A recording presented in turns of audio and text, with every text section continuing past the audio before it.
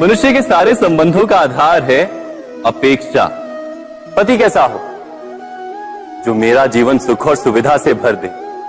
पत्नी कैसी हो जो सदैव मेरे प्रति समर्पित रहे। संतान कैसी हो जो मेरी सेवा करे, मेरा आदेश माने।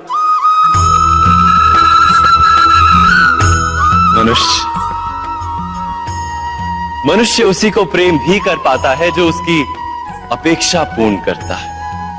और अपेक्षा की तो नियति है भंग होना। कैसे?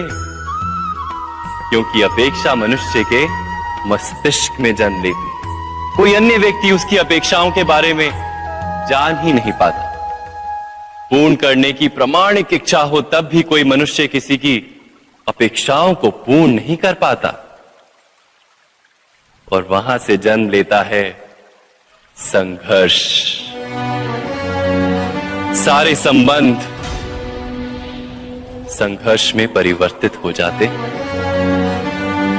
पर मनुष्य अपेक्षा को संबंध का आधार ना बनाए और स्वीकार करे केवल संबंध का आधार, तो क्या ये जीवन स्वयमेव सुख और शांति से नहीं भर जाएगा? स्वयं विचार कीजिएगा।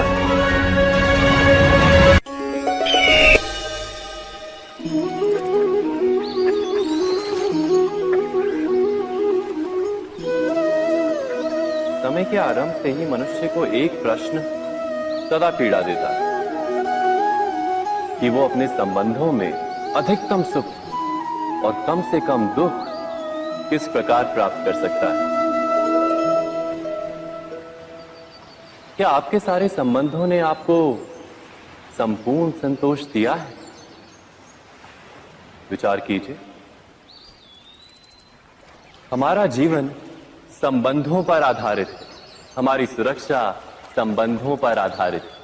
इसी कारण हमारे जीवन के सारे सुखों का आधार भी संबंध है। किंतु फिर भी हमें संबंधों में ही अधिकतर दुख क्यों प्राप्त होते हैं?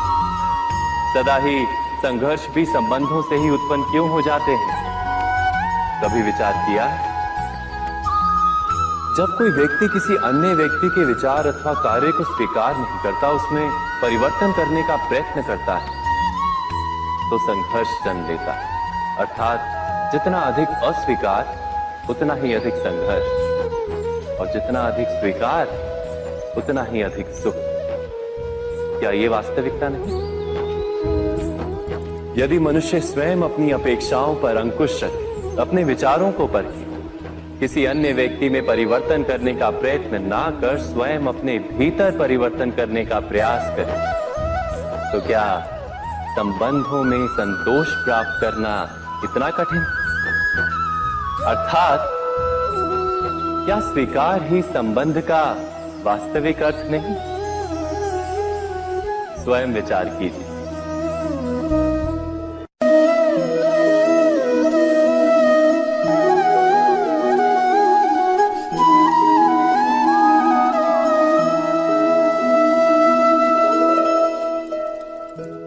जब किसी व्यक्ति को किसी घटना में अन्याय का अनुभव होता है, तो वो घटना उसके अंतर को झकझोर देती। समस्त जगत उसे अपना शत्रु प्रतीत होता है। अन्याय लगने वाली घटना जितनी बड़ी होती है, मनुष्य का हृदय भी उतना ही अधिक विरोध करता है। उस घटना के उत्तर में वो न्याय मांगता है, और ये योग्य भी है। वास्तव में समाज में किसी भी प्रकार का अन्याय व्यक्ति की आस्था और विश्वास का नाश है। किंतु ये न्याय क्या है? न्याय का अर्थ क्या है? अन्याय करने वाले को अपने कार्य पर पश्चाताप हो और अन्याय भुगतने वाले के मन में फिर से विश्वास जगे समाज के प्रति। इतना ही अर्थ है ना न्याय का। किंतु जिसके हृदय में धर्म नहीं होता, वो न्याय को छोड़कर वैर और प्रतिशोध को अपनाता है। हिंसा के बदले प्रतिहिंसा की भावना लेकर चलता है। स्वयं भोगी हुई पीड़ा से कहीं अधिक पीड़ा देने का प्रयत्न करता है और इस मार्ग पर चलते अन्याय को भुगतने वाला स्वयं अन्याय करने लगता है। शीघ्र ही वो अपराधी बन जाता है, अर्थात न्याय और प्रतिशोध के बीच बहुत कम अंतर होता है और इसी अंतर का नाम है धर्म। क्या ये सत्य नहीं?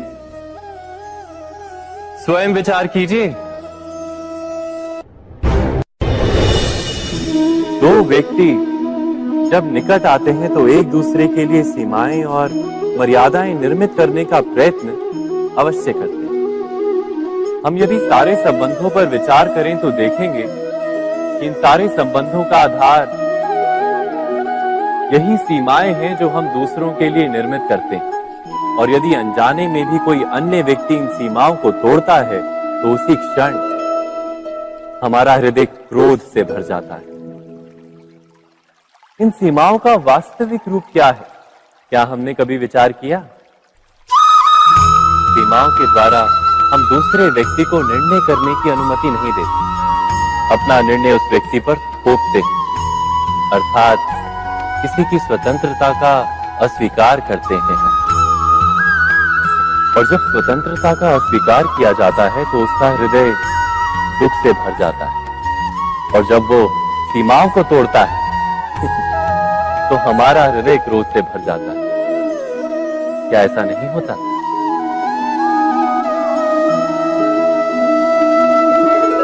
पर यदि एक दूसरे की स्वतंत्रता का सम्मान किया जाए तो किसी मर्यादाओं या सीमाओं की आवश्यकता ही नहीं होती। अर्थात जिस प्रकार स्वीकार किसी संबंध का देह है, क्या वैसे ही स्वतंत्रता किसी संबंध की आत्मा नहीं? स्वयं विचार कीजिए।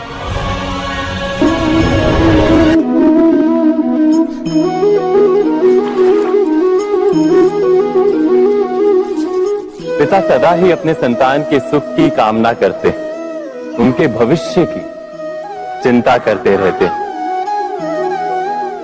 इसी कारणवश सदा ही अपने संतानों के भविष्य का मार्ग स्वयं निश्चित करने का प्रयत्न करते रहते हैं। जिस मार्ग पर पिता स्वयं चला है, जिस मार्ग के कंकर पत्थर को स्वयं देखा है, मार्ग की छाया, मार्ग की धूप को स्वयं जाना है, उसी मार्ग पर उसका पुत्र भी चले, यही इच्छा रहती है हर पिता की। निसंदेह उत्तम भावना है ये, किंतु 3 प्रश्नों के ऊपर विचार करना हम भूल ही जाते। कौन से प्रश्न? प्रथम प्रश्न, क्या समय के साथ प्रत्येक मार्ग बदल नहीं जाते? क्या समय सदा ही नई चुनौतियों को लेकर नहीं आता? तो फिर बीते हुए समय के अनुभव नई पीढ़ी को किस प्रकार लाभ दे सकते हैं? दूसरा प्रश्न, क्या प्रत्येक संतान अपने माता पिता की छवि होता है? हाँ, संतानों को संस्कार तो अवश्य माता पिता देते हैं, किंतु भीतर की क्षमता तो ईश्वर देते हैं। तो जिस मार्ग पर पिता को सफलता मिली है, विश्वास है कि उसी मार्ग पर उसकी संतानों को भी सफलता और सुख प्राप्त होगा।